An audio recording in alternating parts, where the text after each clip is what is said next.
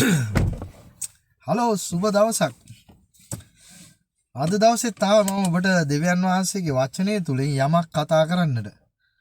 මොකක්ද අද දවස් මම කතා කරන්නේ? මේක හරි ඉන්ට්‍රස් කතාවක්. හරිද? හොඳට ඉවර වෙනකන් ආගන්න. මමත් අහපු කතාවක්. මේ බල යනකොට මේ අහපු කතාවක්. දැන් මේක මේ දෙවියන් වහන්සේගේ වචනයට සම්බන්ධ කරලා තමයි මම කියන්නේ. එකමත් එක රටක දවසක් රජතුමෙක් පාරේ ගමන් කරනකොට මොකද්ද වෙන්නේ? කුණු කානුවල් ළඟ ටිකක් කේට වෙන්න මේ මොකද්ද වෙන්නේ? ඉංගමන් අයදින කෙනෙක් ඉන්නවා.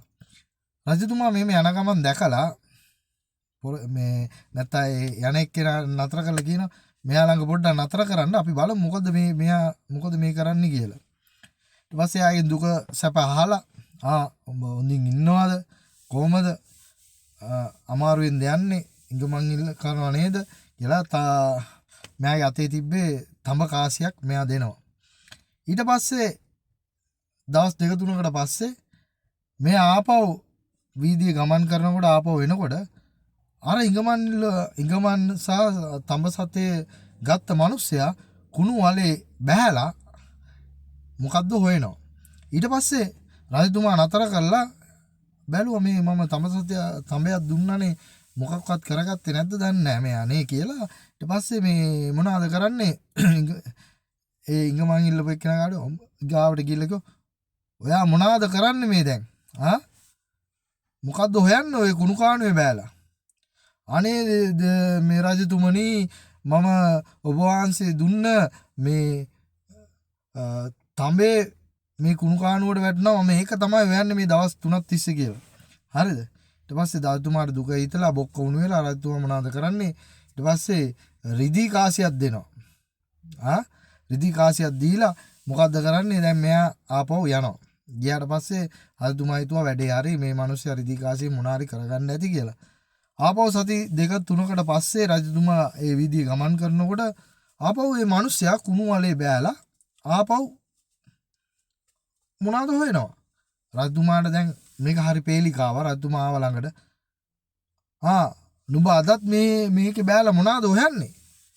අනේ රජතුමනි බලන්නකෝ මම අර ඔබ වහන්සේ පළමුවෙන්ම මට දුන්න තඹ කාසිය මම හොයනවනේ කියලා කිව්වා.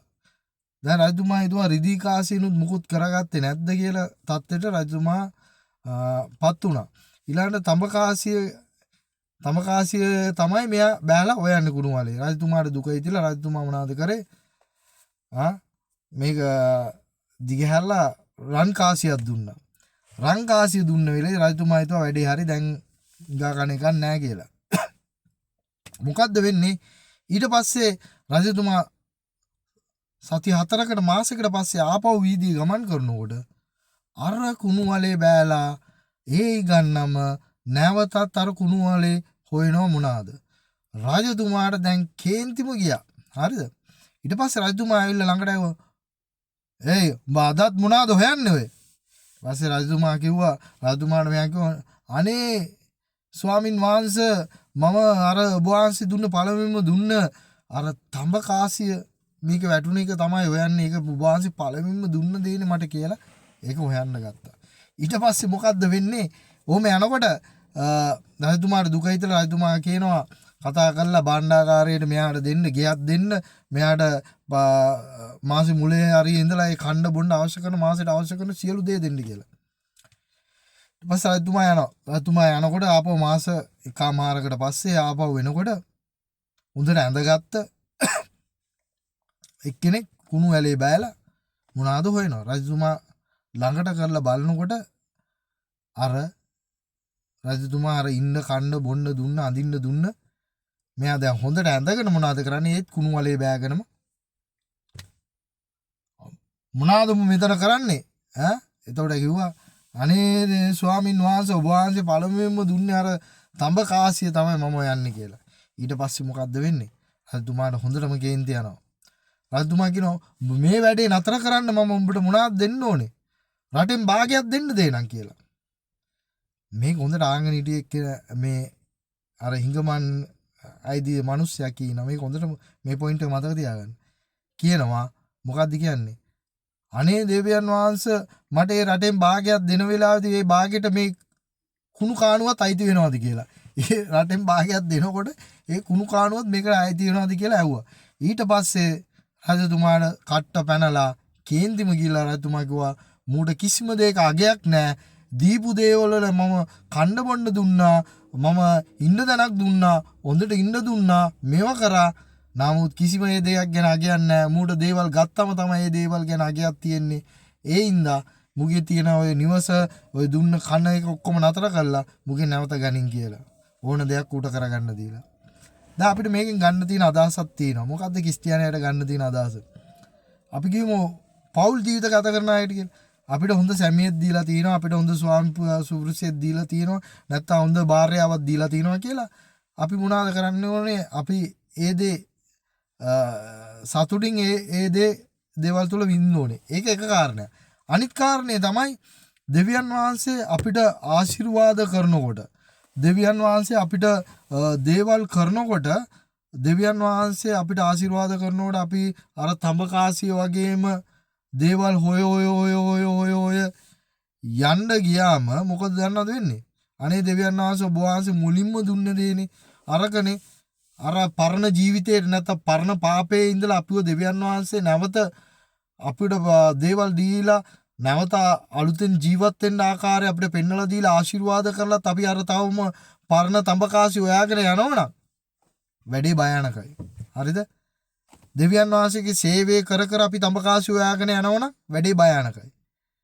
හරිද? දෙවියන් වහන්සේ යහපත් ලෙස පෞල් ජීවිතයක් ගත කරන්න යහපත් ලෙස තම දරුවන් සමග ජීවත් වෙන්න තම ස්වාමි පුරුෂයත් එක්ක ජීවත් වෙන්න භාර්යාව එක්ක ජීවත් වෙන්න මේ යහපත් රටාවක් ගොඩනගලා තියෙද්දී හරිද මේ හැම දෙයක්ම අතහැරලා නැවත තඹකාසි හොයාගෙන යන එක දෙයියන්ගෙම පීටයි. හරිද? ඒ හින්දා මම අද දවසේ ඔබට දෙයක් කියන්නට කැමතියි. අපේ පරණ ජීවිතයට අපි නැවත යනවද? නැත්නම් අපේ පරණ ජීවිතයේ අලුත් ජීවිතයක් දුන්න දෙවියන් වහන්සේ කෙරේ අයදගෙන පරණ තඹකාසි හොයාගෙන වටිනාකමක් නැති දේවල් හොයාගෙන වටිනාකමක් තියෙන දේවල් අපට දෙවියන් වහන්සේ දීලා තියෙද්දිත් ඒව ගැන අපිට යම් දෙයක් යම් අදහසක් යම් දෙයක් තේරුමක් නැතුව අපි දේවල් වැඩ කරනවා. නැත්නම් ඔබට දෙවියන් වහන්සේගේ සේවය වෙන්න පුළුවන්. ඔබට දෙවියන් වහන්සේගේ සේවය දීලා තියෙනවා වෙන්න පුළුවන්. ඒ සේවය ඔබ ඇවිල්ලා කරන ගමන් අර තඹකාසි ඔය තාම යනවද? වටින් නැති දේවල් ඔය වටින් නැති දේවල් වල ගොඩනගමින් යනවද? එහෙනම් භයානකයි. අද දවසේ මම ඔබට දෙයක් කියන්නට කැමතියි. අර තඹකාසිය හොය හිටිය කුණු වලේ හිටිය කොච්චර දේවල් හම්බුණත් ඒ තඹකාසිය හොය හිටිය හිගන්නා වගේ අපේ ජීවිතේ දේවල් කරන්න ගියොත් වැඩ වරද්ද ගන්න වෙනවා. දෙවියන් වහන්සේගේ උදාස මිස වෙන කිසිම දෙයක් නම් එන්න වෙන්නේ නැහැ. ඒක තමයි බයිබලයේ යථාර්ථය. බයිබලයේ යථාර්ථය ඒකයි. අද දවසේ අපි නමස්කාර කරන දෙවියන් වහන්සේට එදා අබ්‍රහම් නමස්කාර කරන දෙවියන් වහන්සේට තමන් කොපමණ කැප වුණාද කියවම ඒ පූජාව ඉෂ්ට කරන්න කිලෝමීටර් ගාණක් පයින් ගියේ කිලෝමීටර් ගාණක් කන්දක් නැග්ගේ කැපවීම. හරිද?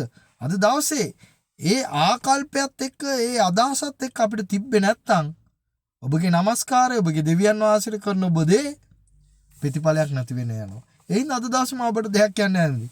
අර ඉගන්නා වගේ තඹකාසි ඔය ඔබ නැවත කුණු කාණු වල බෑලා ඉන්නවද? ඔබට දෙවියන් වහන්සේ යහපත් රැකියාවක් යහපත් දෙයක් දීලා ඒක ගොඩනගා ගන්නවද? එහෙම ගොඩනගා ගන්නකොට තමයි දෙවියන් වහන්සේ තවත් යහපත් දේවල් ඔබට දෙන්නේ. තේරෙනවද? ඔබට යහපත් දේවල් දෙන්නේ. ඔබ තවත් දෙවියන් වහන්සේ යහපත් දේවල් දීලා තීලත් ඔබ අයහපත් දේවල් හොයාගෙන යනවා නම් ඔබ ළඟදිම දේව උදාසට මිස දෙවියන් වහන්සේගේ ආශිර්වාදයට නම් ලක් වෙන්න අර රජතුමා සියලු දේ නැවත ගත්තා වගේ මූඩ කොච්චර දුන්නත් වටින්නේ නැහැ. මූ ඩබල් ගේමක් ගහන්නේ නැත්තම් දෙවියන් වහන්සේ එක්ක හරි ගමනක් යන්නේ මම මෙච්චර ආශිර්වාද කරනවා. මූ තාමත් කුණු කාණු වල තඹකාසි ඔය යනවා පාපේම ඔය යනවා කියලා දේවල් වෙනවා. එහෙනම් අද දවසේ ඔබ දෙයක් හිතන්න ඔබ තඹකාසි ඔය නැත්නම් කුණු වලක බැලලා පාපේ තුල රැඳෙනවද? දෙවියන් වහන්සේගේ ආශිර්වාදය තුල යහපත් දේ දකින්නවද කියලා. ඔබ සැමට ජේසු පීඨයි. තඹකාසිය අමතක කරන්න එපා. කුණු වලේ බහින්න එපා.